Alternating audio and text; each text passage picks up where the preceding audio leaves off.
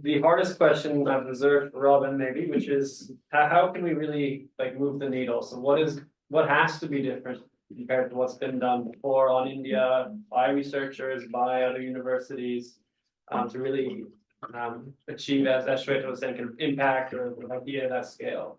I think maybe the conversation has already touched on some of these new approaches, but it'd be interesting to hear your overall thoughts on how we should approach this going forward as well. Okay, so I've got a bunch of scribbles here. I think there's kind of three things in my mind. The first is it's clear there's a kind of common purpose in this area. And that's the sort of first necessary thing to do something big, right? You need a lot of people who are interested. And obviously we have like Stefan Halliget from the World Bank here. We've got a bunch of philanthropists. We've got researchers, young and old. And I think that common interest really is the first necessary condition to kind of supercharge things, because without it, we're not feeling the excitement. And I think one powerful thing that Esther said yesterday when we were talking about whatever it is, research into policy, is that don't worry as long as you're excited, more or less is what she said. I.e., don't worry if whether you're going to have immediate policy impact, because if you're excited and you're enjoying writing your paper as a PhD student or whatever, then that's good. So I think that's one thing. That common purpose thing really is coming out of the fact that this environmental climate change thing is the big thing out there right now, and will remain for at least a century from now. And so I think that is really, really important. So one thing that I keep thinking about is what are the different things that have to come together. Obviously, a lot of money has to come together, and a lot of idea generating places, which increasingly I think have to be in the places where the damage is the greatest. So that's the big countries like India, China, Brazil, Indonesia, etc. So that's great that activity is happening. But there's also nothing wrong with just being excited about your paper, because who knows whether it's going to be useful or not. The fact you're excited and it's working in an area that's clearly important, it kind of builds up gradually. So I guess that was the sort of first thing, and that's what I keep referring to in a rather cringing way as the movement. And I remember being at the World Bank recently with Stefan, and I could sort of feel that the only World Banker people from San Diego and so on. And there was definitely a sense of that the movement is, in the World Bank, it's in the IMF, it's gradually growing, but people really have a big common interest. They feel a common purpose. Obviously, we've been working for BRAC for years. BRAC's pivoted.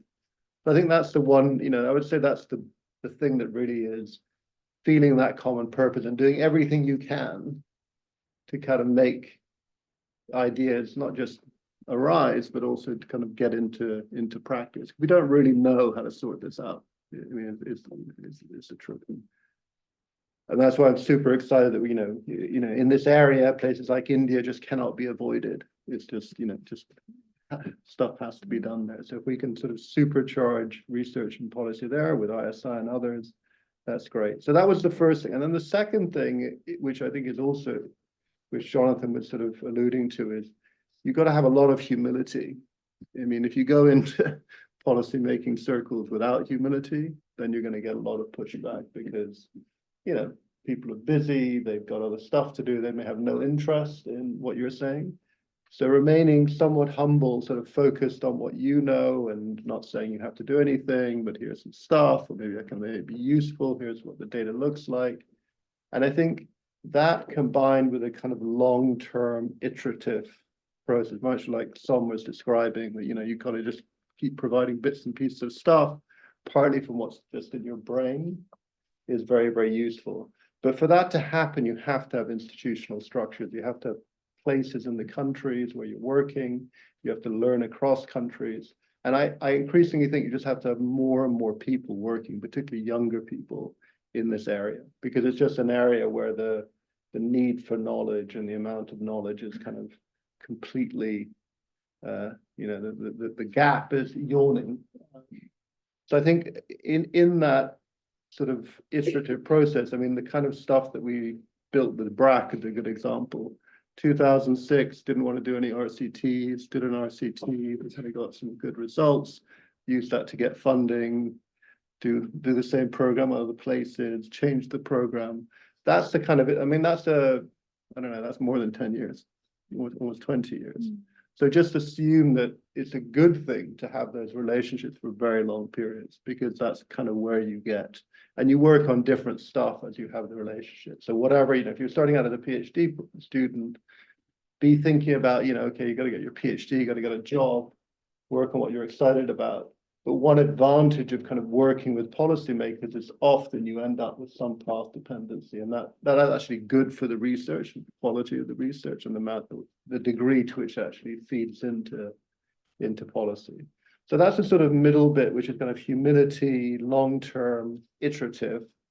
And then the final thing, which I think is kind of loops back to the first point of common purpose, and this isn't like an existential issue. I mean, your lecture made that pretty clear. And I think that helps. It makes us feel like we do whatever it takes to produce the research, to get the research into policy. And I think the manner in which that happens, we're still experimenting. You were talking sort of about experimentation.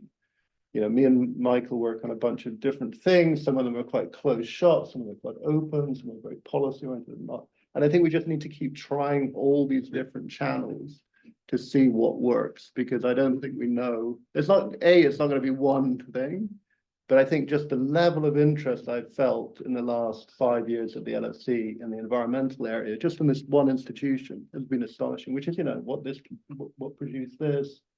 So just kind of follow your node, what's most exciting to work on.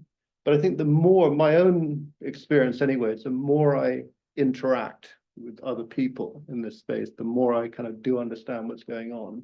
So having as many meetings, visiting countries, figuring stuff out is really, really important to actually sort of get real sense of what research is needed and what might actually be of interest. Because one thing Som said right at the beginning of his lecture, which really struck me, is that you typically begin with this idea, what's important in Zambia, who knows? And then you have this idea in your head. And what Som said is, we all think of climate change. You go to India and you visit the ministry, they don't say climate change. They're saying stuff like growth, they're saying like youth unemployment, all the stuff that's coming down the track right now in the next year. And so how do you balance those sort of immediate needs with this obviously existential problem, climate change, environmental degradation? It's going to be very tricky. And I think it's one where, in my own experience, it's much better to be humble and say we don't know what we're doing, rather than saying I've got the answer. You do a bunch of public lectures telling you about the answer. I think that method of working is wrong, particularly if there's not clear evidence to back it up.